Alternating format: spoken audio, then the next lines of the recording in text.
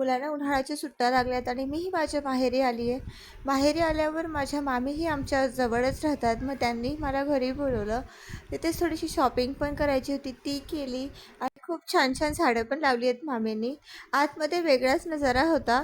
मी जाऊन येऊस्तर मुलांनी धिंगाणा घातला होता. मामींची मुलगी पण आली होती आणि तिची 2 मुलं आहेत. माझी मुलं सेम एजची असल्यामुळे त्यांचा धिंगाणा तिकडे चालू होता.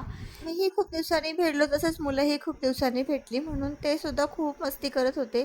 खूपच धिंगाणा घालत होते आणि तिकडे मामी स्वयंपाकाला लागलेल्या होत्या.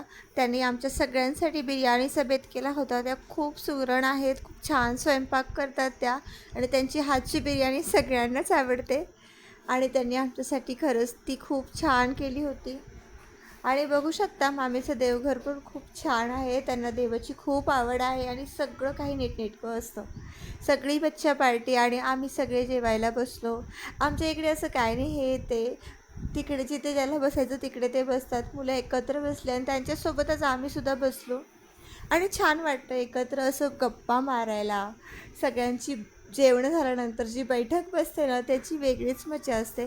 जेवणं झाली आणि आम्ही अशा पद्धतीने सगळे एकत्र बसलो आणि गप्पा चालू होत्या.